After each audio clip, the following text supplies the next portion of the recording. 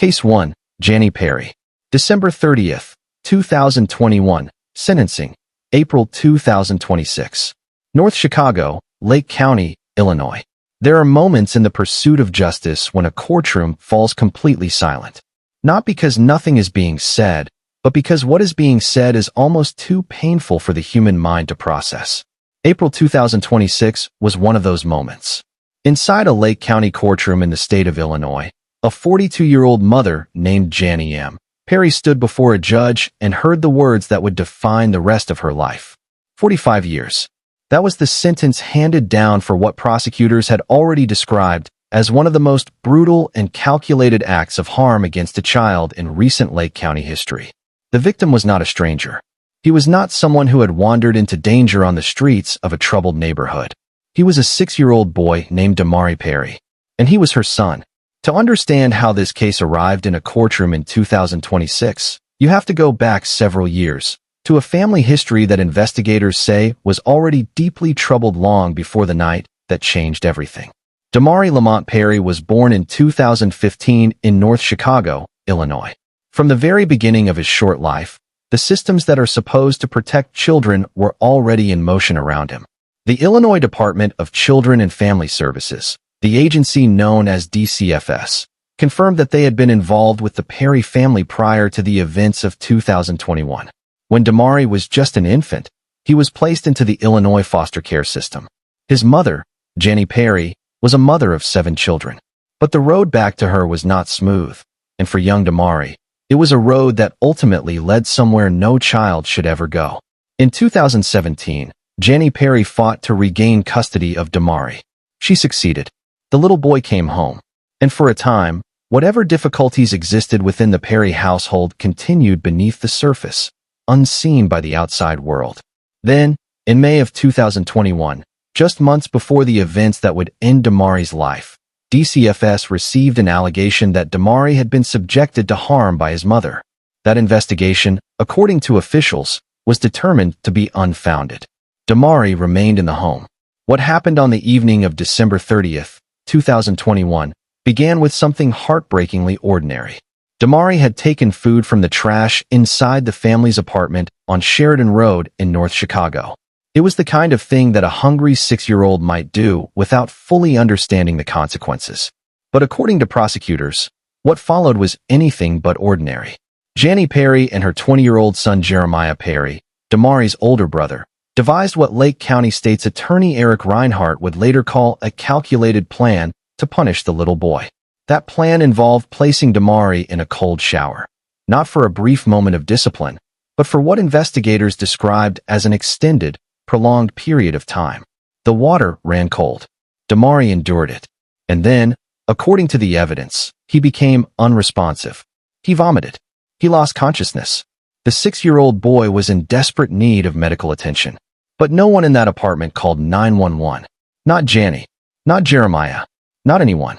Prosecutors stated clearly during court proceedings that the family's decision not to seek medical help for Damari was not an oversight. It was, in their words, evidence of intent. Damari was determined to have passed away inside that apartment on Sheridan Road. An autopsy later confirmed the cause, hypothermia. His small body had been subjected to a cold so severe that his internal organs were described as partially frozen. He had bruising on his body. He had an extremely cold core temperature. The medical findings were devastating.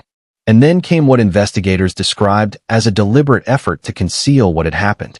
Rather than contacting emergency services, rather than alerting anyone who might have been able to help or to hold them accountable, Janie Perry and Jeremiah Perry discussed what to do next. What they decided to do was transport Damari's remains out of the state of Illinois entirely. They drove the body of the 6-year-old boy 70 miles away, across the state line, to Gary, Indiana. There, in an abandoned house in a Gary neighborhood, they attempted to use fire to destroy the evidence of what had been done to that child. For days, Damari Perry was gone. The world did not yet know he was in danger.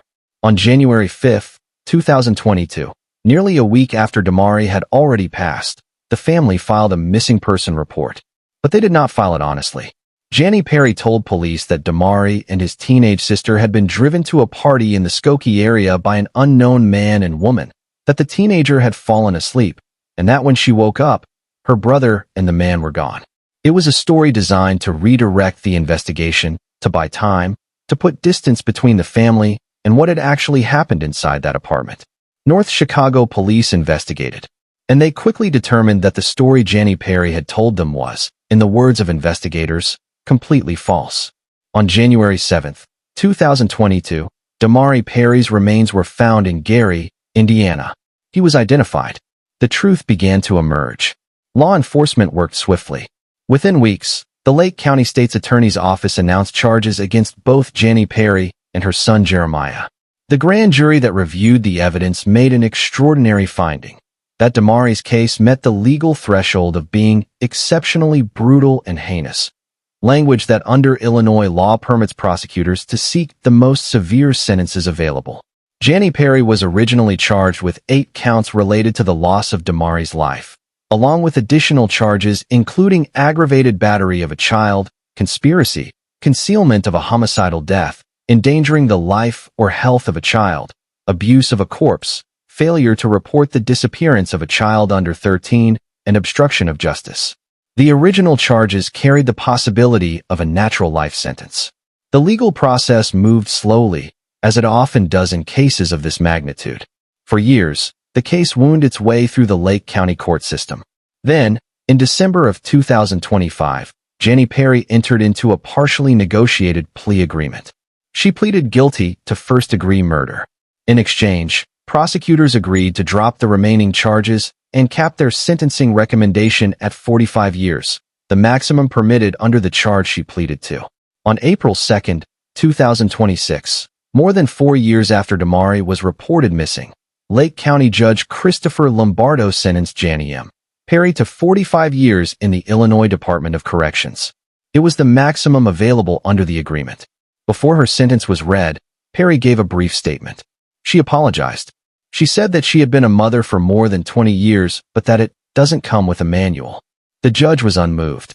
2 North Chicago police officers testified. Prosecutors played video evidence for the court. And when it was over, Damari Perry had received, at long last, a measure of justice. At the time of sentencing, her son Jeremiah Perry, who faces his own separate charges in connection with Damari's passing and has not entered a plea agreement, was awaiting trial. He faces the possibility of a life sentence if convicted on all counts. Lake County State's Attorney Eric Reinhardt, who has spoken publicly about this case on multiple occasions, put it plainly, the failure to seek any help for Damari after the harm had been done was not a failure of judgment. It was, in the prosecution's view, a demonstration of intent. Damari's final minutes, Reinhardt said, warrant the sentencing enhancements that accompany such brutal and heinous circumstances. Damari Perry would have turned 7 years old just one day after the events that ended his life. He never had the chance. His case is a painful reminder of why child welfare oversight matters, why community vigilance matters, and why the systems designed to protect our most vulnerable citizens must be continuously strengthened and supported. DCFS had been in contact with this family. A prior allegation had been investigated and closed. And still, Damari was not safe. His story is not just one family's tragedy. It is a call to every one of us to pay attention, to speak up, and to never assume that what happens behind closed doors is always fine. For anyone who suspects a child in their community may be in danger, the Illinois DCFS Child Abuse Hotline is available 24 hours a day, 7 days a week, at 1-800-252-2873. A single phone call can save a life. Justice was delivered, but it came too late for Damari. If this case moved you, please take a moment to like this video, leave a comment below, and hit that subscribe button so you never miss an episode of Cold Case Time. Every like and every subscriber helps us continue bringing these important stories to light. But if you think the details of the Perry case were difficult to hear, what investigators uncovered in the heart of Chicago's North Side would leave even seasoned prosecutors questioning how something this devastating could have been missed for so long. Case 2. Andriel Hagler. May 2022. Sentenced. February 2025. Uptown Neighborhood, North Side, Chicago, Illinois. The Uptown neighborhood on Chicago's North Side is one of the most culturally diverse communities in the entire city. It is a neighborhood of longtime residents and new arrivals, of community gardens and corner stores, of families raising children in apartment buildings stacked close together along tree-lined streets. It is, by most accounts, a neighborhood where people look out for one another, which makes what happened inside one apartment building on the 4600 block of North Winthrop Avenue in May of 2022 all the more heartbreaking. Because in this case, the danger was not on the streets outside. It was behind a locked door, inside a home, in a room where a child should have been safe. Amaria Osby was 8 years old. She was the daughter of Enriel Hagler, a woman who lived with her in that uptown apartment and who, by all outward appearances, was navigating the complicated realities of life as a single mother in a major American city. Amaria was a child, curious, growing, full of the kind of energy and potential that every 8-year-old carries with them into every new day. On the night that changed everything, Enriel Hagler was not in the state of mind that anyone responsible for a child should ever be in. According to prosecutors, Hagler had consumed PCP, a powerful and deeply destabilizing substance that can produce hallucinations, severe paranoia, and a complete disconnection from reality. And in that state, as the night settled into their apartment on North Winthrop, something inside Enriel Hagler shifted into a darkness that Amaria could not protect herself from. What prosecutors described in court was almost unbearable to hear. Hagler, according to the court record, said prayers with her daughter that night, something between 8 and 9 in the evening. And then, prosecutors alleged, she consumed PCP and began drinking bleach. In her altered and deeply troubled state of mind, she had convinced herself that her daughter did not love her anymore, that Amaria was taking her father's side, that their relationship had broken beyond repair. These were not rational thoughts. These were the thoughts of a mind fractured by substances and, as would later become clearer, by significant underlying mental health struggles.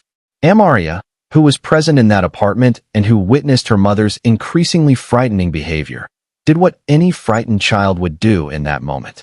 She screamed. She called out, "Mama, stop." That was what prosecutors said Amaria cried out as she watched what was unfolding. Her words were not enough to stop what came next. Enriel Hagler placed a plastic bag over her daughter's head. Amaria Osby, 8 years old, did not survive.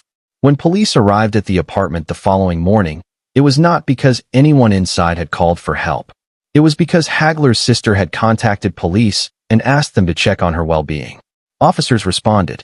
They found Hagler face down on a bed with a plastic bag over her own head, an apparent attempt to harm herself as well. Police removed the bag. Hagler was alive and had no other significant physical injuries. But beside her in the bed, partially covered by a comforter, were the lower legs of a child. When officers looked further, they found Amaria. The scene in that apartment on North Winthrop was one that would stay with every first responder and investigator who entered it. Cook County Judge Mariam Ahmad, speaking at one of the early court hearings in the case, said the following about what Amaria must have experienced in her final moments. So this little girl's last image, or one of her last images, is that of her mother placing a plastic bag around her head to asphyxiate her. No child should endure that. No child should face that fear. And yet, Amaria faced it alone. What made this case even more devastating from an investigative and policy standpoint was the timeline that emerged in the days following Amaria's passing. A spokesperson for the Illinois Department of Children and Family Services confirmed that a representative from its office had visited the Hagler home just one day before Amaria lost her life. One day, a DCFS supervisor was subsequently suspended as a result of the agency's handling of the case. A spokesperson for the agency acknowledged that it had taken approximately 2 months from the time a concern was raised before a welfare check was conducted on Amaria. And when that check occurred, officials noted, there were no concerns for physical abuse or neglect recorded. The question that lingered, and that will likely never be fully resolved, is what more could have been done, what signs could have been caught, what intervention might have changed the outcome for Amaria Osby. Enriel Hagler was arrested and charged in connection with Amaria's passing in May of 2022. The case moved through the Cook County court system over the following years. Then, on a Wednesday in February of 2025, nearly 3 years after the night Amaria lost her life, Enriel Hagler, now 41 years old, appeared before Cook County Judge Mary Brosnahan. She pleaded guilty to the murder charge. Judge Brosnahan sentenced Hagler to 28 years in the Illinois Department of Corrections. Under Illinois law, Hagler must serve 100% of that sentence. There is no possibility of early release or good time reduction. When Anriel Hagler is released from prison, she will be nearly 70 years old. Amaria Osby deserved to grow up. She deserved to become a teenager, a young woman, a person who found her own path in this world. She deserved more mornings. She deserved more chances to laugh, to learn, to love the people in her life, and to be loved in return. What happened to her on that night in Uptown was a tragedy that the justice system has now formally acknowledged with a sentence that will keep her mother incarcerated for nearly 3 decades. But justice, in cases like this one, is never truly complete. There is no sentence long enough to restore what was taken. There is no courtroom verdict that brings Amaria back. What remains is the memory of who she was, and the obligation of every one of us to ensure that the systems designed to protect children are funded, staffed, and held accountable in the ways that Amaria's case demonstrated they must be. This case also serves as a powerful reminder of the intersection of mental health, substance use, and child safety. Adults struggling with mental illness and substance dependency need access to real support, not just for their own well-being, but for the safety of the children in their care. Community resources, mental health intervention programs, and robust child welfare oversight are not luxuries. They are lifelines. If this story has affected you, we encourage you to like this video, share it with someone who needs to hear it, and subscribe to Cold Case Time for more documentary coverage of cases that matter. Your support keeps this channel going. But as difficult as the stories of Damari Perry and Amaria Osby are to hear, there are cases from the Chicago area's history that shocked the entire nation. Cases where the violence came not from the streets, not from strangers, but from a life that from the outside looked absolutely perfect. The next case still haunts the quiet suburb where it happened, more than 25 years later. Case 3, Marilyn Lemick. March 4, 1999. 28 South Loomis Street, Naperville, Illinois, DuPage County. Naperville, Illinois, sits approximately 30 miles west of downtown Chicago, in DuPage County. In the late 1990s, it was, and in many ways still is, one of the most desirable places to live in the entire state. Tree-lined streets, top-ranked public schools, safe parks where children played freely on weekends, beautiful Victorian homes with well-kept yards. It was, to virtually every outward measure, the kind of community where tragedy did not happen, where families were safe, where the word homicide felt like something that belonged to another world entirely.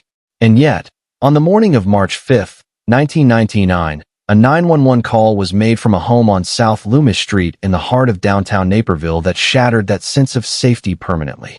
The call was placed by a woman whose voice was thin and wavering. The dispatcher answered. And then came words that would be played in courtrooms, examined by psychiatrists, debated by lawmakers, and remembered by an entire community for decades to come. I did it, the voice on the tape said. The woman who made that call was Marilyn Lemick. She was a surgical nurse. She was educated, articulate, and respected. She lived in one of the most beautiful homes in one of the most beautiful neighborhoods in the entire Chicago area. She was the mother of 3 extraordinary children, Nicholas, who was 7 years old, Emily, who was 6, and Thomas, who had just recently turned 3. The night before that call, the night of March 4, 1999, Marilyn Lemick had made a decision that would define not only the rest of her own life, but also the grief of an entire city.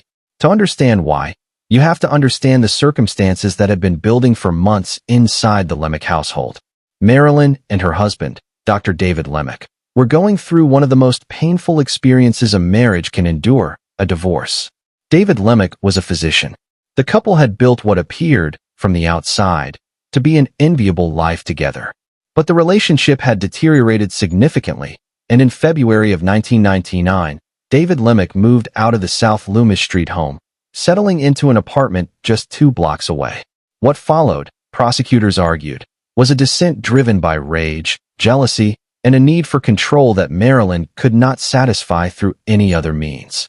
When she discovered that her estranged husband had begun seeing another woman, a woman named Janice Ryan, something inside Marilyn Lemick broke in a way that no amount of medication or therapy had been able to prevent.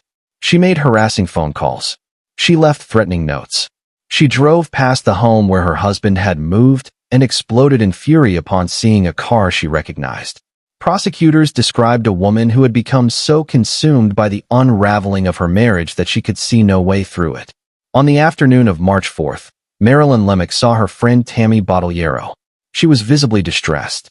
Bottoliero later testified that she had offered to take the children for the night, to babysit Nicholas, Emily, and Thomas so that Marilyn could have time to herself. The offer was declined. That evening, Marilyn prepared a dinner of sorts for the children. Into their food, according to the forensic and medical testimony that would later be presented at trial, she dissolved antidepressant medication that had been prescribed to her. The children ate. The medication entered their systems. Then, as Naperville slept around them, Marilyn Lemick went to each child, one by one. According to the evidence presented at trial, she took Emily and Thomas first, while Nicholas was still downstairs after returning from school. She then came downstairs and brought Nicholas to her. She suffocated each of her children individually, covering their mouths, pinching their noses with her bare hands. Nicholas was found in his bed. Emily was found in her mother's bed. Thomas was found in his own room. All three children were gone before the night was out. Marilyn then attempted to take her own life. She took an overdose of medication and used a sharp instrument to wound her own wrists. She lay down in the house with her children, but she survived the night. When she regained consciousness the following morning, disoriented and still affected by the substances she had consumed, she reached for a phone and called 911. That call, with its devastating opening confession, was played for the jury during the trial that followed. Police and first responders arrived at 28 South Loomis Street to find a scene that none of them would ever forget. Naperville Police Sergeant Ray McGurry, who served as the lead investigator, later recalled that even with more than 2 decades of law enforcement experience behind him, nothing had prepared him for walking through that house. McGurry would go on to a distinguished career, eventually serving as the Bolingbrook Police Chief and later as the Naperville Park District Executive Director. But even years later, he described the Lemick case as one that left its mark on everyone who worked it. DuPage County State's Attorney Joseph Burkett oversaw the prosecution. His office made a decision that would define the legal and philosophical core of the entire case. They would not pursue an insanity defense argument from the prosecution's side. They would argue, instead, that Marilyn Lemick was legally sane when she took the lives of her children. That what she did was not the product of a broken mind that could not understand the nature of its actions, but rather the calculated act of a woman driven by rage and the desire to inflict the most profound possible pain on the man who had chosen to leave her. The defense, predictably, argued the opposite. Marilyn Lemick's attorneys contended that she had been suffering from severe clinical depression at the time of the events, and that her mental state rendered her legally incapable of forming the intent required for a first-degree murder conviction. They pointed to her history of treatment, her diagnosis, and her emotional deterioration in the months leading up to March 4th. The trial began in November of 2001, more than 2.5 years after the night in question. By that point, Marilyn had been held in a solitary cell at the DuPage County Jail in Wheaton, a 6 by 10-foot space with a toilet, a sink, and a mattress on a concrete block. A deputy checked on her every 15 minutes. She left the cell approximately once a week to use the jail's recreation room. It was, by any measure, a stark existence. The jury deliberated for nearly 10 hours. When they returned their verdict, it was unambiguous: guilty of first-degree murder on all 3 counts. 6 men and 6 women had considered the evidence, weighed the testimony, and concluded that Marilyn Lemick had known exactly what she was doing on the night she took her children's lives, and that she had done it to punish David. Juror Latoris Collins, speaking to reporters after the verdict, said, "It was a heinous act. I have little sympathy for her. I thought she was spoiled and controlling." Juror Giovanni Lombardo said the jury believed there was anger toward David Lemick, jealousy, and revenge. DuPage County Judge George Bacallis sentenced Marilyn Lemick to a term of natural life imprisonment without the possibility of parole. His words at sentencing were searing in their directness. He told Marilyn that it was appropriate that every day as you look at the walls, the floor, the ceiling, the bars, you will see the faces of these young children and hear these young voices asking you, "Why, Mom? We loved you, Mom." Why did you do this to us? As of the time of this documentary, Marilyn Lemick, now in her mid-60s, is serving her sentence at the Logan Correctional Center in downstate Lincoln, Illinois. She has never given a full public interview to a local news reporter. In 2012, she spoke briefly to a French television network and attributed the events to depression and the trauma of the divorce. In 2022, it was reported that she had spoken out and was seeking clemency. Nicholas Lemick was 7 years old. Emily was 6. Thomas was 3. Their father, Dr. David Lemick, delivered a moving statement at sentencing about the loss of his children. He has spent the decades since their passing living with a grief that no parent should ever know. The house at 28 South Loomis Street was sold. It was given to North Central College in 2008. The community of Naperville rebuilt around the memory of that night, but it never forgot. Every first responder who entered that house, every prosecutor who prepared that case, every juror who sat through that trial carries something with them that will never fully leave. The Lemick case is now used by Illinois prosecutors as a training case for how to investigate and challenge insanity claims. It has been cited in legal scholarship and law school coursework as a foundational example of how the justice system navigates the difficult intersection of mental illness, personal culpability, and the rights of victims. But the three most important lessons of the Lemick case have nothing to do with legal precedent. They are simply this: Nicholas loved life. Emily loved her family. Thomas was barely old enough to understand the world around him. And all three of them deserve to grow up. If this case has stayed with you, please like this video, leave a comment for Nicholas, Emily, and Thomas, and subscribe to Cold Case Time. Your engagement helps us bring these stories to more people who need to hear them. The Lemick case shook the Chicago suburbs to their core. But decades later, the city of Chicago itself would face a series of cases that reminded the world that tragedy does not choose its geography. The next case took place not in a quiet suburb, but along the shore of one of the most beautiful natural landmarks in America, and it unfolded in a way that no one who was there that night will ever forget. Case 4, Surah Aman. July 18, 2025. South Shore Cultural Center, 7000 block of South Shore Drive, Chicago, Illinois. The South Shore neighborhood of Chicago sits along the western shore of Lake Michigan, on the city's south side. On summer evenings, the beach at the South Shore Cultural Center is one of the most beautiful places in the entire city. The water stretches out toward the horizon, vast and deep, shimmering in the last light of day. Families gather there. Children play. The lake feels, in those moments, like a gift, something enormous and ancient and indifferent to the ordinary troubles of human life. On the night of July 18, 2025, that lake became the setting for one of the most heartbreaking tragedies Chicago had witnessed in years. And it began, as so many tragedies do, with warning signs that were seen, reported, and ultimately not acted upon in time. Surah Aman was 31 years old. She was the mother of a 14-month-old boy named Sir Watson. By all accounts, Surah had struggled with her mental health for some time.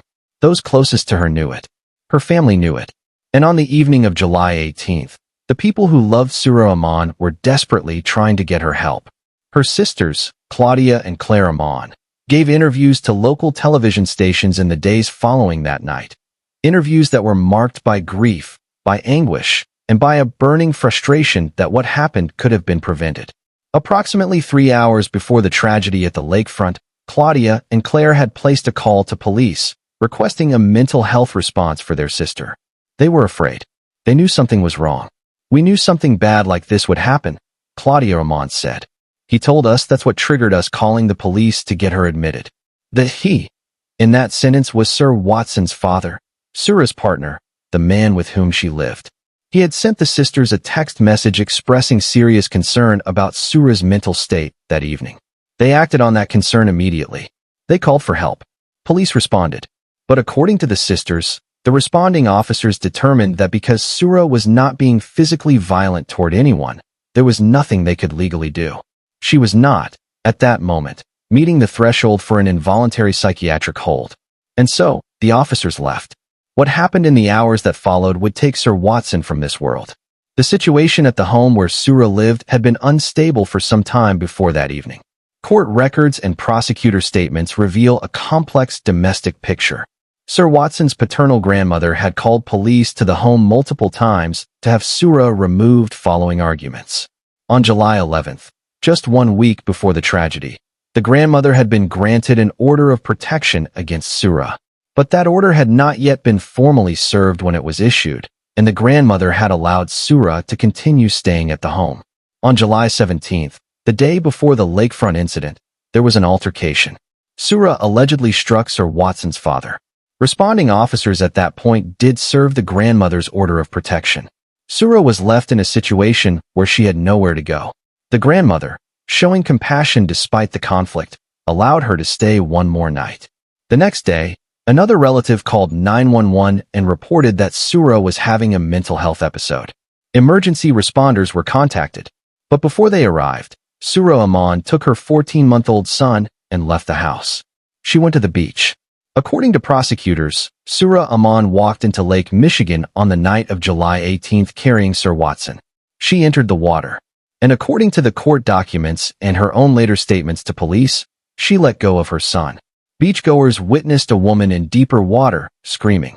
Multiple calls to 911 came in from witnesses at the scene. The Chicago Fire Department's Marine Unit responded. Emergency personnel worked to recover Sir Watson from the water. By the time first responders brought the 14-month-old boy to the shore, he showed no signs of life. He was rushed to Comer Children's Hospital. He was pronounced deceased. Sura Aman was found by police in the water. She was pulled to safety. She had cuts on her wrists, indicating that she had attempted to harm herself as well. She was taken to the University of Chicago Medical Center, where she received medical care. According to prosecutors, she told police she had wanted to die. She confessed to what had happened to Sir Watson. The Cook County Medical Examiner's Office ruled the child's passing a homicide. The cause was determined to be drowning. On Monday, July 21, 2025, Chicago police announced that Sura Aman had been charged with 2 counts related to Sir Watson's passing, 1 felony count of first-degree murder and 1 felony count of strong probability of death or injury. She did not appear at her initial detention hearing because she was still hospitalized at the time. Her attorneys were present and noted her history of mental illness and her lack of any criminal record prior to this incident. They asked for her release with conditions. Cook County Judge Susanna Ortiz denied that request. The judge found that Sura Aman represented a danger to both herself and to others in the community, and noted that she was currently in the midst of a serious mental health crisis. She ordered Sura Aman to be held pending trial. Sir Watson's father, Dion, and those who loved the little boy were left to grieve a loss that words cannot adequately describe. A 14-month-old child, barely old enough to walk, barely old enough to begin understanding the world, was gone. Sura Aman's family has consistently and publicly framed what happened as a mental health crisis that was allowed to reach its worst possible conclusion by a system that did not intervene in time. This should not have happened, Claudia Aman said. This could have all been prevented. And in the darkest way imaginable, she may be right.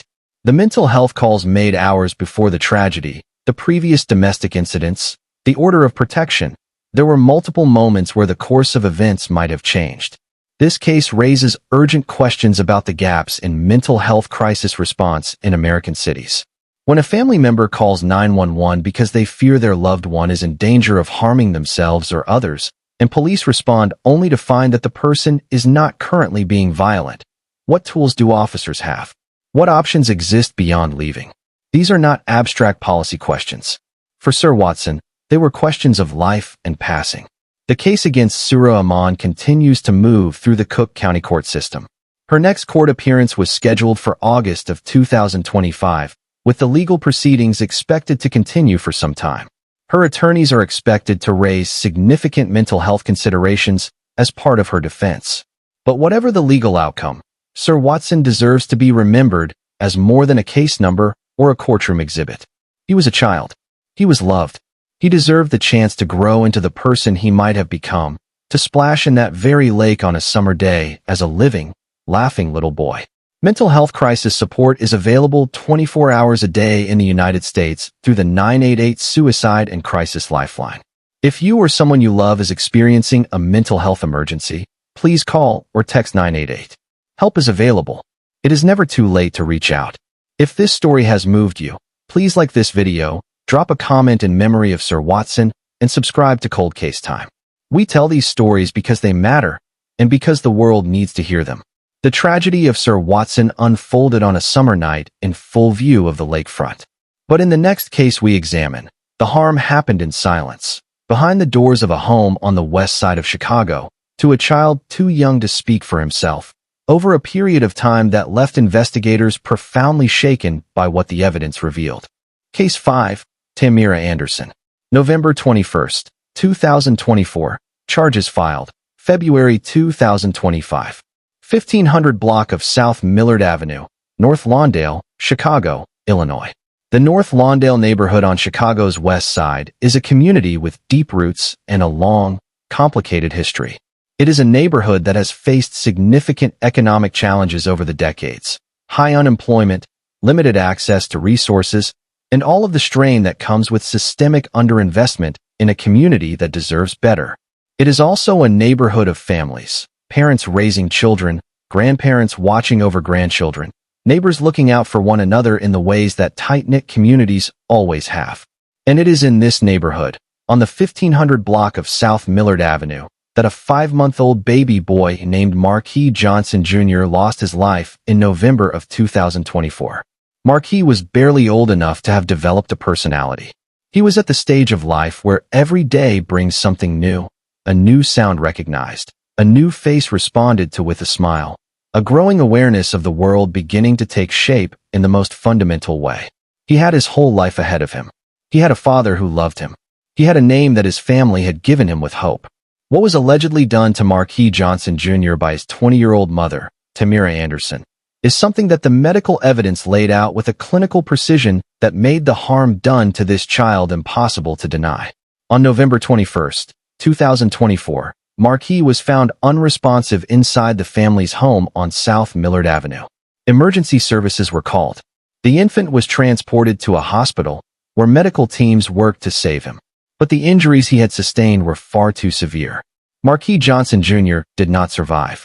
He passed away on November 28, 1 week after he was found, from what the Cook County Medical Examiner's Office would later determine to be multiple injuries sustained as a result of child abuse. His passing was officially ruled a homicide. The medical findings in this case were among the most sobering aspects of the investigation. Marquis had sustained head trauma. He had detached retinas, the kind of injury that investigators and medical professionals associate with violent shaking. He had bruising on his small body. He had suffered an acute brain bleed, and he had gone into cardiac arrest. These were not the injuries of an accidental fall. These were not the kinds of marks that a 5-month-old sustains from ordinary life. These were injuries that told a story, and that story pointed directly to the person responsible for this child's care. What makes the case against Tamira Anderson particularly significant from an evidentiary standpoint is the testimony of the one person most intimately connected to this case who was not the victim, Marquis' father. Court documents reveal that Anderson's behavior toward their infant son had not been a secret to everyone in the household. The father, according to prosecutors, had directly witnessed Anderson engage in behavior toward Marquis that was alarming, shaking him, throwing him, roughly handling him in ways that caused the baby to scream. This was not a single isolated incident described by a traumatized witness after the fact. This was a pattern of behavior that had been observed directly. Cell phone evidence also placed Tamira Anderson at the location with Marquis at the time of the most severe injuries, according to prosecutors. The electronic record corroborated the physical evidence and the witness testimony in a way that left little ambiguity about who had been present when Marquis was harmed. Tamira Anderson was 20 years old at the time of her arrest. She had been living on the same block where her son lost his life. She had no prior criminal history. And yet the evidence assembled by investigators over the weeks following Marquis' passing was, according to prosecutors, consistent and compelling. In early February of 2025, more than 2 months after Marquis was found unresponsive, Chicago police arrested Tamira Anderson at her home on South Millard Avenue. She was charged with 1 felony count of first-degree murder and 1 felony count of causing death with strong probability of injury. She appeared in court for a detention hearing on February 8, 2025. At that hearing, Cook County prosecutors laid out the evidence against Anderson in detail. They described the injuries. They described the father's testimony. They described the cell phone evidence. They described the timeline. And they made the case that Tamira Anderson had not accidentally harmed her son, that she had, over time, engaged in a pattern of behavior that directly contributed to his passing. Anderson was ordered held in custody pending trial. The judge found that given the nature of the alleged conduct and the vulnerability of the victim, pretrial detention was appropriate. This case is still working its way through the Cook County court system. A full trial has not yet taken place as of the time of this documentary. Tamira Anderson has not been convicted of any offense, and under the American legal system, she is presumed innocent unless and until a jury or judge returns a verdict of guilt. But the charges that have been filed, the evidence that has been described in open court, and the medical findings that have been officially recorded by the Cook County Medical Examiner's Office together paint a picture of what happened to Marquis Johnson Jr. And that picture is one that no one who cares about the safety of children can look at without feeling deeply disturbed. Marquis Johnson Jr. was 5 months old. He had no voice. He had no ability to call for help. He had no understanding of the concept of harm. He was entirely, completely, and unconditionally dependent on the adults in his life to keep him safe. And he was not kept safe. His case is a reminder of how critical it is for friends, family members, neighbors, and co-workers to pay attention when they observe interactions between caregivers and very young children. Infants cannot speak for themselves. They cannot report what is happening to them. They cannot call 911 or reach out to a teacher or confide in a friend. They have only the adults around them. And when one of those adults is the source of the danger, the only protection available to that child is someone on the outside who is willing to act. If you ever witness behavior toward an infant or young child that makes you uncomfortable, that makes you think, even for a moment, that something might not be right, please say something. The Illinois DCFS Child Abuse Hotline is available at 1-800-252-2873, 24 hours a day. A call made in doubt is infinitely better than a child not protected. Marquis Johnson Jr. deserved to grow up. He deserved to become the person his name was given to. Please like this video, leave a comment remembering Marquis, and subscribe to Cold Case Time. Every case we cover reminds us why this work matters. The case of Tamira Anderson raises haunting questions about what goes unseen in the private spaces where children are most vulnerable. But the case that follows brings a different dimension entirely, one where the person responsible for harm was not only known to the community around her, but where warning signs existed that even she herself could not fully explain, and where what investigators found at the scene of the tragedy was unlike anything Chicago had encountered in recent memory. Case 6, Marisol Vasquez. December 20th, 2024. Charges filed. January 2025. 500 block of North Springfield Avenue, East Garfield Park/Humboldt Park area, Chicago, Illinois. In the early hours of December 20th, 2024, something happened inside a home on the 500 block of North Springfield Avenue in Chicago that would send investigators, prosecutors, and mental health professionals searching for answers that may never be fully satisfying. What happened in that house on that morning was the kind of event that forces communities, courts, and care systems to ask the hardest possible questions about what it means to be responsible for a life, and what it means when someone in the grip of a mental health crisis can no longer hold those responsibilities the way the rest of the world expects them to. Lucia Vasquez was 21 months old. She was barely old enough to have taken her first steps, to have begun forming the sounds of language, to have started understanding the faces of the people who made up her entire world. She lived with her mother, Marisol Vasquez, in a home on North Springfield Avenue that was shared with other family members. Lucia was, by all accounts, a toddler on the edge of discovery, at that precious, irreplaceable age when everything is new and the future stretches out endlessly ahead. On the morning of December 20th, Marisol Vasquez woke her sister. What her sister witnessed in those early hours was deeply disturbing. Marisol was reportedly not wearing clothes. She was holding Lucia, and she was making statements that were disjointed, fragmented, and completely disconnected from the reality around her. She was making incoherent statements about God. According to investigators who later examined the scene and spoke with witnesses, Marisol appeared to be in the midst of a severe and acute mental health crisis. Investigators also found, upon examining the home, a bathtub filled with water and clogged with clothing. Evidence of what, exactly, was not immediately clear, but evidence that something deeply troubling had unfolded in that home. Lucia was found unresponsive. Life-saving measures were attempted immediately. First responders worked desperately. When the attempt to resuscitate her was made, water was reportedly expelled from the baby's mouth. Lucia was rushed to Mount Sinai Hospital.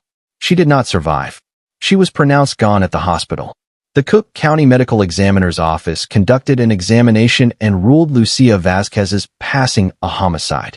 The primary cause was determined to be asphyxia, a finding that pointed directly to what Marisol had allegedly done to her daughter. When detectives began speaking with Marisol Vazquez in the aftermath of Lucia's passing, what she told them was among the most chilling and heartbreaking collection of statements in recent Chicago true crime history. Not chilling because they were boastful or cold. Chilling because they revealed a mind operating in a completely different reality. A reality shaped by voices that others could not hear, by fears that were both terrifyingly vivid to Marisol and completely absent from the world as it actually existed. Marisol told investigators that she was trapped by electronics. She said that everyone in the house had been victimized. She told them, "We had to go in the water. We had to be with nature." And when prosecutors later read her statements to the court during her detention hearing, the room sat in the kind of silence that only comes when people are confronting something they do not know how to categorize. Marisol Vazquez told police and family members that there were voices in her head. She told them the devil had instructed her to take her daughter's life, that the devil was going to take Lucia anyway, that it was better for her to go quickly, that what she had done was, in Marisol's fractured perception of events, an act of protection.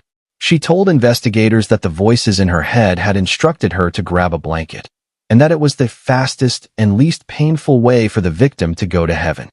Prosecutors also noted that Marisol had shown signs of suicidal ideation following the events.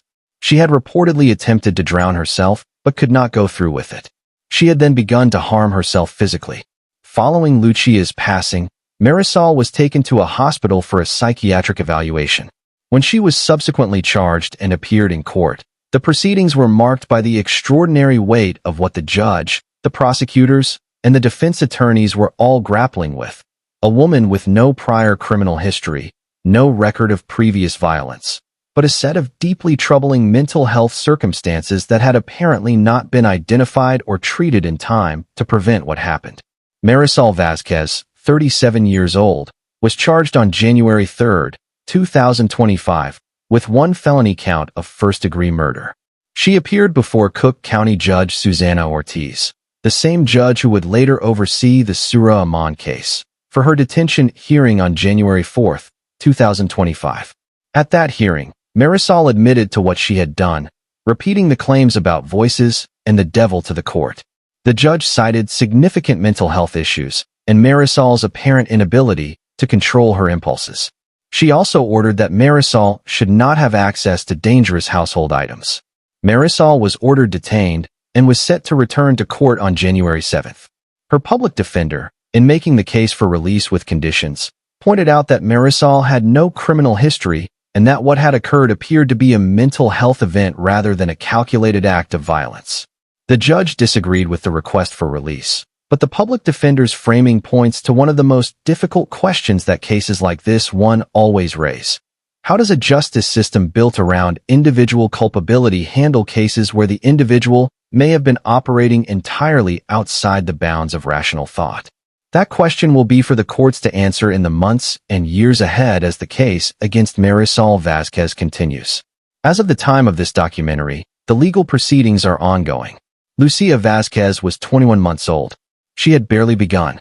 Her whole life, the person she was going to become, the things she was going to love, the people she was going to touch, was still waiting ahead of her. That future was taken from her on a December morning in a home that should have been the safest place in her world. To every member of the community who has someone in their life who is struggling with mental health, who is saying things that don't make sense, who is behaving in ways that feel frightening, who seems to have lost contact with the world as you both know it, please do not wait. Please reach out. Please call for help. The 988 Suicide and Crisis Lifeline is available by call or text around the clock. There are also mental health crisis mobile teams available in Chicago and across Illinois that can respond to mental health emergencies with trained professionals rather than police. Lucia deserved more mornings. She deserved more days. If this story has moved you, please like this video, subscribe to Cold Case Time, and share this documentary with someone who needs to see it. Awareness is the first step toward change. The cases we have covered so far have confronted us with the intersection of trauma, substance use, mental health, and the devastating vulnerability of very young children. But the next case takes us back in time, to a suburb of Chicago where, in the year 2010, a mother made a decision so beyond the bounds of rational understanding that a court of law ultimately determined she could not be held criminally responsible in the traditional sense. What happened in Bloomingdale, Illinois, has never fully left the community or the legal system that was forced to reckon with it. Case 7. Marcy Weber. November 2010. Bloomingdale, Illinois, DuPage County. There are cases within the true crime documentary tradition that challenge viewers in a particular and uncomfortable way, not because the facts are in dispute, not because the identity of the person responsible is unknown, but because the mental state of the individual who caused harm was so profoundly removed from reality at the time of the events that the justice system itself was left struggling to find the right framework to apply. The case of Marcy Weber is one of those cases. Marcy Weber was, in the year 2010, a woman who had traveled a difficult road. She had roots in Woodstock, Illinois, a small community in the northern part of the state. By the time the events that define this case took place, she was living with her 4-year-old daughter, Magdalene, known to everyone who loved her as Maggie, in a family member's home in the DuPage County suburb of Bloomingdale. Marcy and Maggie had previously lived in New York.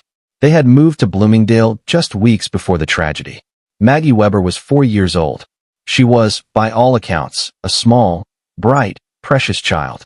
She had a name full of grace and a family that loved her. In November of 2010, police responded to the Bloomingdale home where Marcy and Maggie were staying. What they found inside a bathroom of that home was something that would shock even the most experienced law enforcement professionals in DuPage County. Maggie's body was found in the bathtub. She had been subjected to catastrophic harm. According to prosecutors, Marcy Weber had sedated her daughter before using a 4-inch knife to cut the child's throat. Investigators believed it was possible that Maggie had regained consciousness during the attack, a detail that added a layer of anguish to an already unbearable set of facts. But what investigators found on the walls of that bathroom was something that no crime scene report adequately prepares you to hear. Using her daughter's blood, Marcy Weber had written words on the walls. Divine mercy, Satan, evil. These were not the writings of a person in contact with reality. These were the expressions of a mind operating in a dimension far removed from the world that everyone else around her inhabited. Marcy Weber, investigators learned, had turned the knife on herself after Maggie passed. She slashed her own throat and her own wrists repeatedly, apparently in an effort to end her own life. She survived. She was found alive and was taken into custody. When investigators and mental health professionals began working to understand what had happened, what could possibly explain the events in that Bloomingdale bathroom? Marcy Weber's explanation was consistent, specific, and entirely delusional. She believed, with complete sincerity, that she had been saving Maggie from a terrifying fate. According to accounts of her statements to authorities, Marcy was convinced that her daughter was going to be sold into sexual slavery over the internet, that forces she perceived as real and present and immediate were going to take Maggie from her in the worst possible way. She believed that what she had done was an act of protection, a rescue, a mercy. These beliefs were not strategic. They were not a performance designed to secure a favorable legal outcome. They were, by the assessment of multiple mental health professionals who evaluated Marcy Weber, the manifestations of a profound psychotic break, a complete disconnection from shared reality that was, in the clinical view of those professionals, consistent with serious mental illness. Marcy Weber was charged with first-degree murder. She appeared in court in DuPage County. Her legal team pursued a defense of not guilty by reason of insanity. And in 2012, approximately 2 years after the events in Bloomingdale, a judge agreed with that defense and found Marcy Weber not guilty by reason of insanity in the passing of her daughter. It is important to understand what that verdict means and does not mean. A finding of not guilty by reason of insanity is not an acquittal in the conventional sense. It is not a determination that the person did not commit the act in question. It is a determination that the person, at the time of committing the act, was so mentally ill that they could not understand the nature of what they were doing or that it was wrong. Under Illinois law, such a finding typically results in commitment to a state psychiatric facility rather than imprisonment. Marcy Weber was committed to a state mental institution following the verdict. She began seeking her release as early as 2014. Over the following years, her case wound its way through a series of hearings at which the question of her fitness for release was considered and reconsidered. During an August 2017 hearing, psychiatrist Dr. Richard Malice testified that in his professional opinion, Weber was still experiencing psychosis. The DuPage County case went on for years. In 2019, it was reported that Marcy Weber had been conditionally released from the mental health institution and was living in the Chicago suburb of Glen Ellen. The conditions of her release were strict. She was required to register as both a murderer and a violent offender against youth. She was prohibited from having contact with anyone under the age of 17 without direct supervision. She was required to abstain from drugs and alcohol. Any violation of those conditions would result in her return to a state mental facility. The case of Marcy Weber does not offer the clean narrative arc of justice delivered that characterizes some of the other cases in this documentary. There is no decades-long prison sentence to point to as evidence of accountability. There is no verdict of guilty that carries with it the full moral weight of the justice system's condemnation. There is only a finding that something catastrophic happened, that a little girl named Maggie did not survive it, and that the person who was responsible was operating so far outside the bounds of rational thought that the law could not hold her accountable in the way it holds most people accountable. What this case leaves behind is not a sense of resolution. It is, instead, a profound and urgent reminder of the importance of mental health treatment, psychiatric monitoring, and early intervention for people who are experiencing psychotic episodes. Marcy Weber's condition, whatever it was, and whatever combination of factors produced it, was not properly identified or treated before it reached its catastrophic conclusion. Maggie paid the price for that failure. Maggie Weber was 4 years old. She loved her mother. She had no idea what was coming. That image, a 4-year-old girl who trusted the person who was supposed to protect her most, is the one that should stay with us from this case. Not the headlines. Not the legal proceedings. Just Maggie. If this case has affected you, please like this video, leave a comment, and subscribe to Cold Case Time. These stories are told so that children like Maggie are never forgotten. The Weber case forces us to grapple with the limits of what the justice system can do when the mind responsible for a tragedy was not, at the time of the tragedy, operating in the same world as the rest of us. But the next case is different. It is more recent. It involves a child so young, so newly arrived in this world, that his story is one of the most heartbreaking we have yet to cover. And it happened not in a suburb, but in the heart of Chicago's South Side, on an October morning in 2025. Case 8, Andrea Thomas. October 7th, 2025. 2300 block of East 70th Place, South Shore neighborhood, Chicago, Illinois. The South Shore neighborhood of Chicago is, in many ways, a community defined by its relationship with the lake and with the long, complicated history of the city itself. It is a neighborhood where generations of families have put down roots, where the architecture of older buildings tells the story of decades of change, and where, in the early hours of an October morning in 2025, something happened inside a home on East 70th Place that would prompt an immediate police investigation and the arrest of a 31-year-old woman named Andrea Thomas. What makes the case of Andrea Thomas particularly resonant within the context of this documentary is the age of the victim. Ryan Moulton was 2 months old. Not 2 years. Not 2 months and some number of weeks. 2 months. He had been in this world for approximately 60 days. He had not yet had the chance to do much of anything. To crawl, to sit up, to reach for something that caught his eye, to smile back at someone who smiled at him. He was at the very beginning of what should have been a long and full life. On the morning of October 7th, 2025, emergency services were called to the 2300 block of East 70th Place in South Shore. A 2-month-old boy had been found unresponsive inside a home at that address. First responders arrived and found Ryan Moulton in a condition that required immediate medical intervention. He was transported to a hospital as quickly as possible. Ryan Moulton did not survive. Chicago police launched an investigation. Andrea Thomas, 31 years old, was at the home on East 70th Place at the time of the emergency response. She was taken into custody the same morning, October 7th, at approximately 10:34 in the morning, according to police records. Following the investigation, Andrea Thomas was charged with one felony count of child endangerment causing a child's death. Under Illinois law, that charge, formally designated as causing a child's endangerment resulting in death, is classified as a Class 3 felony when the endangering conduct leads to the child's passing.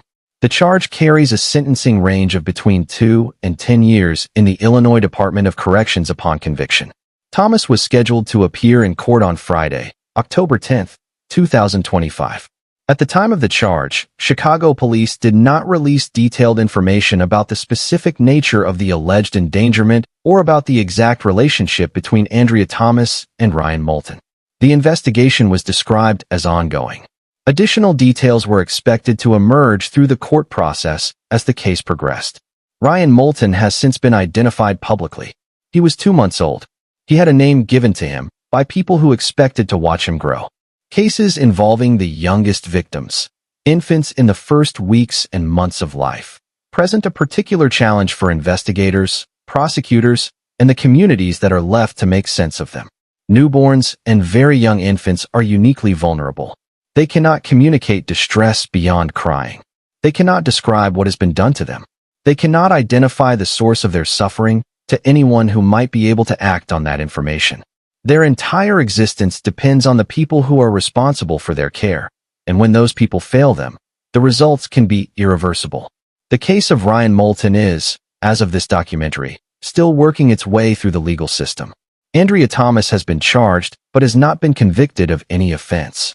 She is entitled to the presumption of innocence that the American legal system affords to every person facing criminal charges. The full facts of the case will be determined through the court process. But Ryan Moulton deserved more than 60 days. He deserved years. He deserved the chance to become someone, to walk, to talk, to discover things he loved, to be part of a family and a community and a world that needed him in it. The National Child Abuse Hotline is available at 1-800-422-4453 for anyone who has concerns about the welfare of a child or who needs guidance on reporting suspected abuse. This resource is available 24 hours a day, 7 days a week, and is confidential. Please use it if you have any reason to believe a child in your life may be in danger. Please like this video, subscribe to Cold Case Time, and share this documentary. Ryan Moulton deserves to be remembered, and so does every other child whose story we carry forward in this work. The case of Ryan Moulton is a case still unfolding, a legal process still in motion. But the case that comes next is not. It happened in full view of first responders, police officers, and neighbors on a July 4th morning in one of Chicago's most vibrant neighborhoods. And what unfolded that morning was so violent, so terrifying, and so completely unexpected that the people who arrived at the scene could barely believe what they were witnessing. Case 9, Wendy Tolbert. July 4th, 2025. 3600 block of West Palmer Street, Logan Square neighborhood, Chicago, Illinois. July 4th is a day associated with celebrations, with family gatherings, with the smell of food on the grill and the sound of fireworks beginning in the distance. In the Logan Square neighborhood on the northwest side of Chicago, a neighborhood known for its beautiful boulevards, its historic greystones, and its strong sense of community, July 4th, 2025, should have been another summer holiday. Instead, at approximately 9 o'clock in the morning, as the neighborhood was still waking up around it, a home on West Palmer Street became the center of one of the most disturbing and tragic incidents that Chicago had witnessed in years. Wendy Tolbert was 45 years old. She had lived in Logan Square for years. She was a mother of 3, a 13-year-old daughter, a 10-year-old son, and a 4-year-old son named Jordan Wallace. By all accounts from friends and neighbors who knew her, Wendy Tolbert was not someone who had ever been known to be violent. She did not have a criminal history. She was, according to those who loved her, a person who cared deeply about the people in her life. She loved her kids, said Anthony Dobbs, a family friend who had known Tolbert his entire life. She didn't harm nobody. She was scared of everything. She didn't even like knives. And yet, on the morning of July 4th, 2025, something happened inside the mind of Wendy Tolbert that set in motion a series of events that ended with one child gone, two children critically injured, a home destroyed, and a neighborhood left in shock. What investigators and prosecutors pieced together from the evidence, from police accounts, from the statements of the surviving children, from Tolbert's own admissions, is a timeline so harrowing that it is difficult to lay out without pausing to acknowledge the courage of the two children who survived it. On the morning in question, Tolbert's 10-year-old son was sitting in the living room on the first floor of their home, playing video games. His 4-year-old brother, Jordan Wallace, was asleep on the couch beside him. Their 13-year-old sister was in her bedroom upstairs. It was a perfectly ordinary morning inside what should have been a perfectly safe home. Wendy Tolbert came up behind her 10-year-old son. She was holding a knife in one hand and a metal blade in the other. She stabbed the 10-year-old in his right arm. The 10-year-old, in a moment of desperate survival instinct, pushed back against his mother and ran toward the stairs to the basement. Jordan, for years old and now awake, tried to follow his brother. But Tolbert moved faster. She blocked Jordan's path. And then, according to prosecutors, who laid out the evidence in court, she subjected her 4-year-old son to a sustained and catastrophic attack, stabbing him 36 times in his chest, his face, and his back. She kicked him down the basement stairs. The attack on Jordan Wallace was unrelenting and fatal. He was pronounced gone at Stroger Hospital. While this was happening, the 10-year-old had escaped to a room on an upper floor that shared a wall with his 13-year-old sister's room. The two children, locked in their respective rooms, separated by a wall, both bleeding, both terrified, began talking to each other through that shared wall. They came up with a plan. At 9:01 in the morning, the 13-year-old called 911. She told the dispatcher that her mother was trying to take her life. Less than a minute later, she called again. And then, following the escape plan the two siblings had devised together, they agreed to open their doors at the same time. The moment the 13-year-old opened her door, Wendy Tolbert was waiting. She stabbed her daughter multiple times, in her face, her chest, and her back. The 13-year-old collapsed. She was in critical condition by the time first responders arrived. Chicago police reached the scene at approximately 9:20 in the morning, less than 20 minutes after the first 911 call. Officers moved through the gangway of the property. They could hear the 10-year-old crying for help from an open basement window. They looked up at the building and saw smoke beginning to emerge. Inside the home, Wendy Tolbert was standing with a knife in one hand and a burning paper towel in the other. Tolbert had set her home on fire. According to prosecutors, she had used lighter fluid and rubbing alcohol to ignite 3 separate fires in different areas of the building.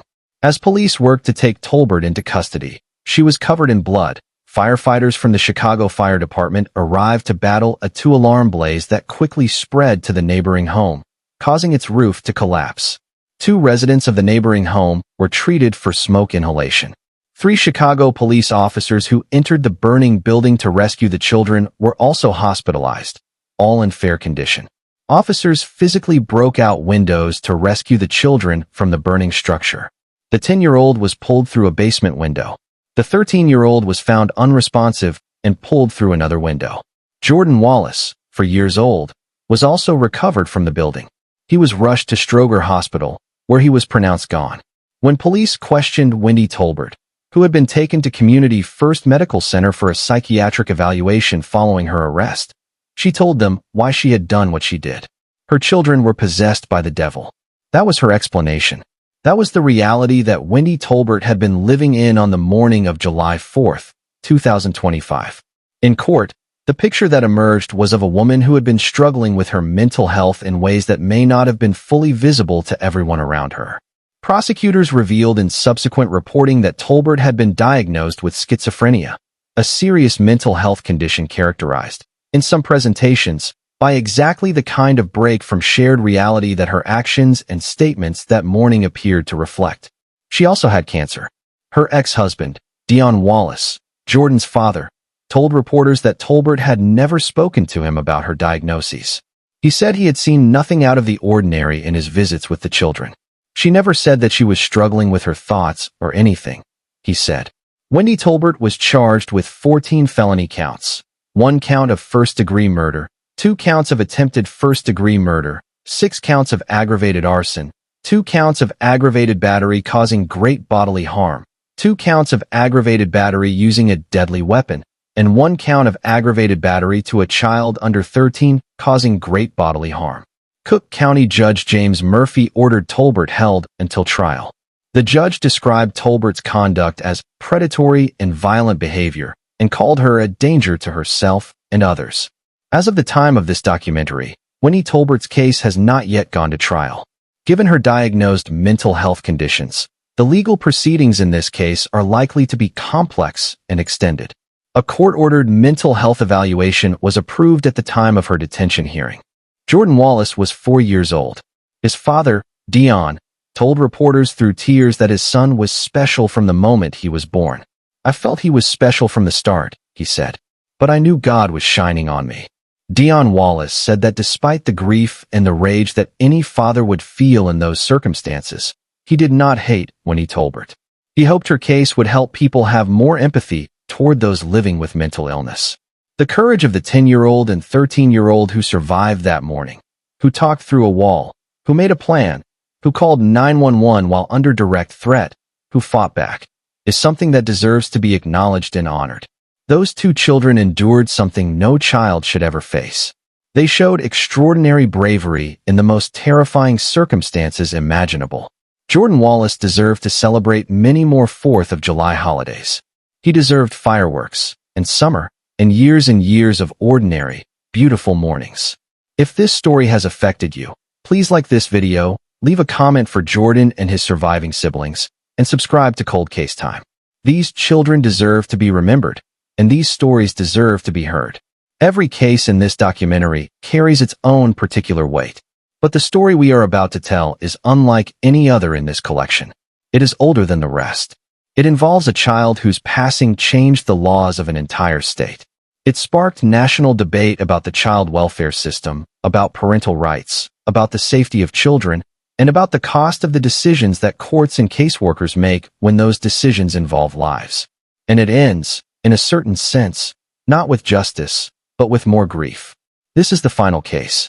And it is, in many ways, the one that started everything. Case 10, Amanda Wallace. April 19, 1993. Chicago's West Side, Illinois. There are cases in American legal history that do more than end with a verdict. There are cases that become catalysts, cases that force systems to look at themselves with unflinching honesty and to ask whether the people they are supposed to protect are actually being protected. The case of Joseph Wallace is one of those cases. And at the center of it, as the cause of one of the most profound policy transformations in Illinois child welfare history, as the subject of national headlines and legal scholarship, as a mother, a victim, a person failed by every system that touched her life, is Amanda Lynn Wallace. Amanda Wallace was born on July 24, 1965, in Chicago. From the earliest years of her life, she was not surrounded by stability or safety. She experienced childhood trauma and abuse.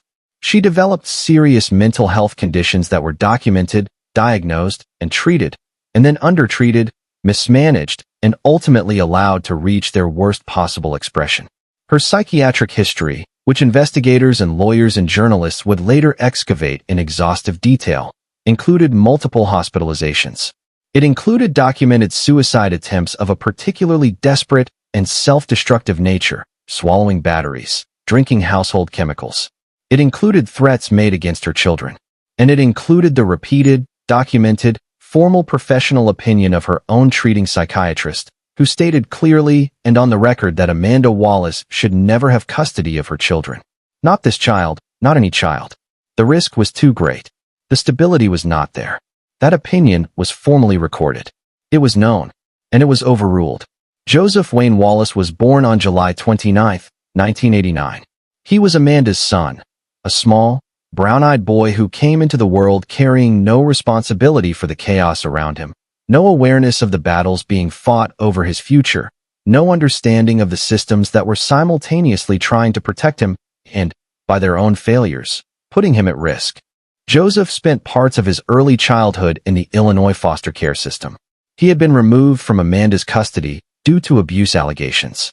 He had been placed with a foster family who loved him and cared for him and who, by all accounts, provided the kind of stability and consistency that Joseph needed.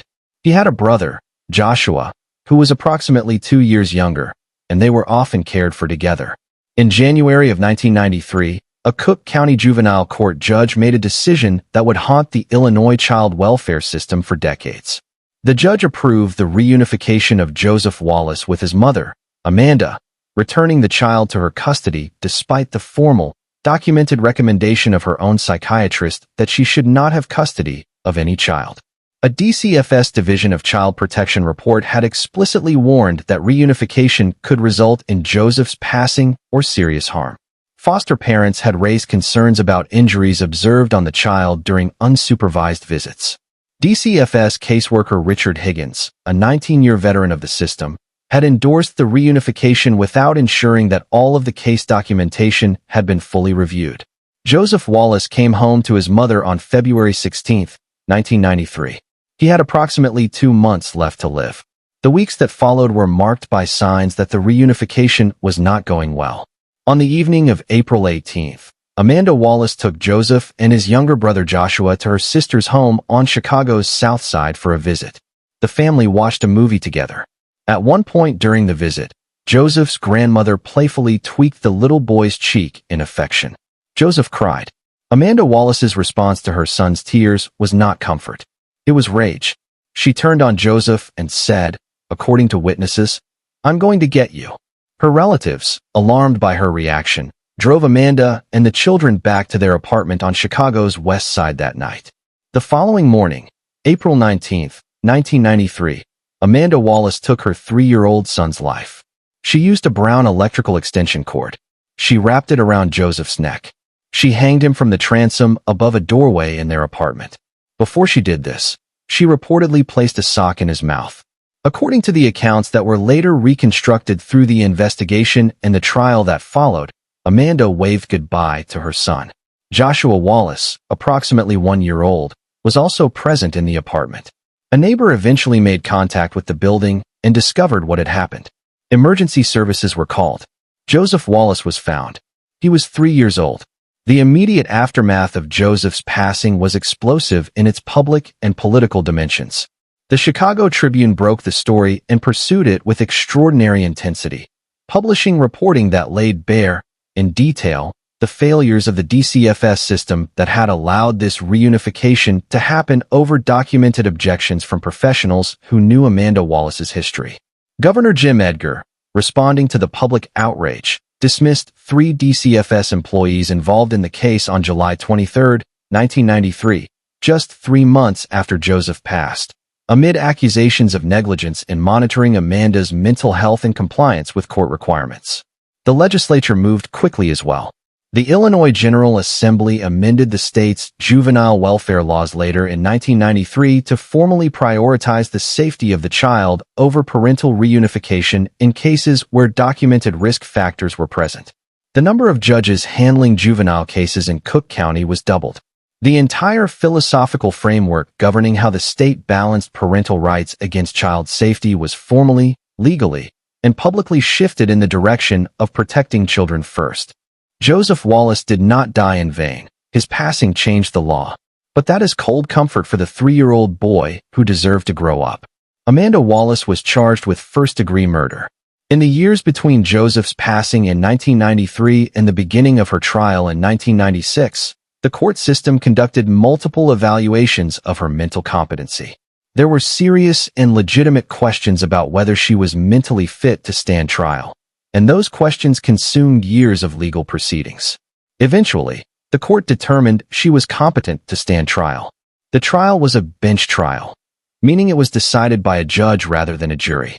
The prosecution presented the evidence. The defense raised the question of mental illness. In June of 1996, Amanda Wallace was convicted of first-degree murder. The prosecution sought a death sentence. The judge, weighing the case and the evidence of Amanda's severe and lifelong mental illness, declined to impose it.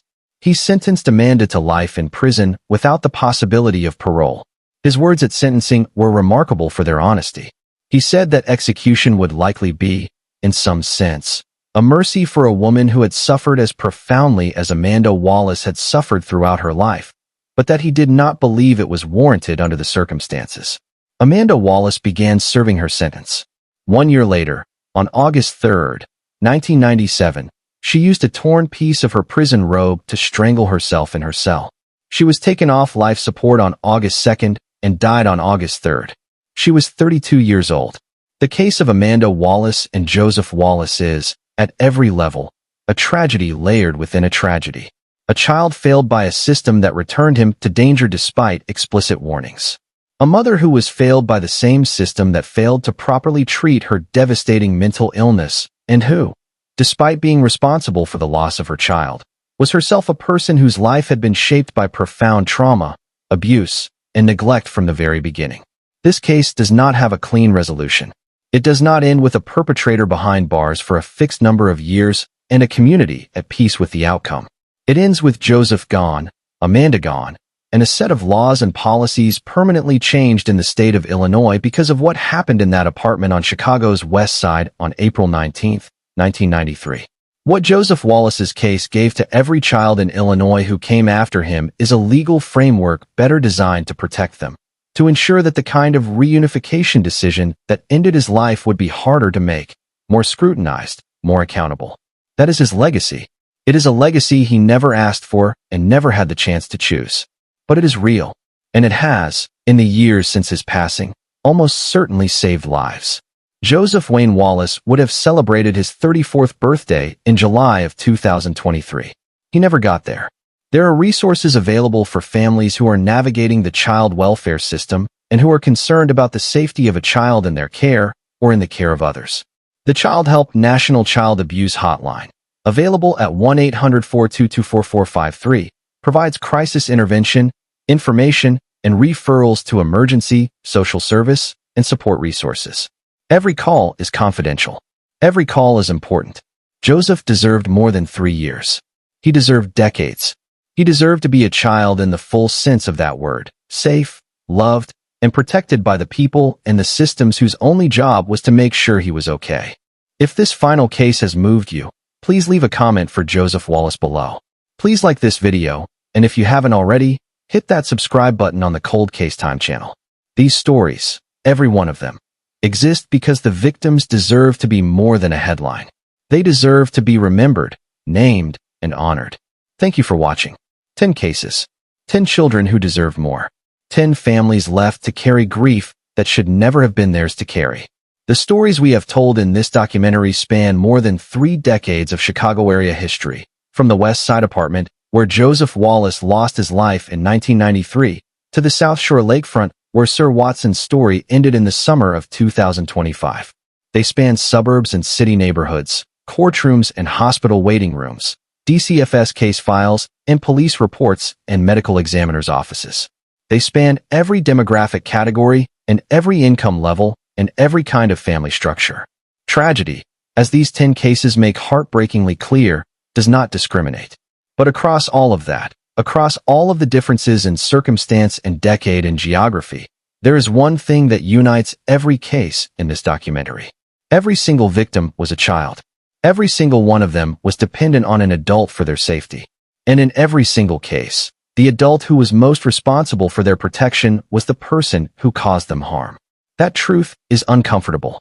It is meant to be. Because it is only by sitting with that discomfort, by refusing to look away from it, that we as communities, as policymakers, as neighbors, as family members, and as human beings can commit ourselves to building the kind of world where these cases become rarer, not more common. Child welfare systems must be adequately funded and properly staffed. Mental health resources must be accessible to every person who needs them, regardless of income. Communities must be empowered to recognize warning signs and to report them without fear of being wrong. Courts must weigh child safety with the gravity it deserves. And every one of us must be willing to make a phone call, to knock on a door, to ask the uncomfortable question when something tells us that a child may not be safe. The children whose stories have been told here, Damari Perry, Emaria Osby, Nicholas and Emily and Thomas Lemick, Sir Watson, Marquis Johnson Jr., Lucia Vasquez, Maggie Weber, Ryan Moulton, Jordan Wallace, and Joseph Wallace deserve to be more than cautionary tales. They deserve to be remembered as the individuals they were. Small people full of potential, full of love, full of the ordinary and extraordinary possibilities of a life that had barely begun. Remember their names. Tell their stories. And never stop fighting for the children who are still here and who need us to be better for them. The National Child Abuse Hotline, 1-800-422-4453. The Illinois DCFS Child Abuse Hotline, 1-800-252-2873. The 988 Suicide and Crisis Lifeline. Call or text 988. Thank you for watching Cold Case Time. If this documentary has meant something to you, please like the video, leave a comment, hit that subscribe button, and share this with someone who needs to hear these stories. We will keep telling them for as long as they need to be told. Until next time, stay safe, stay aware, and take care of the children in your world.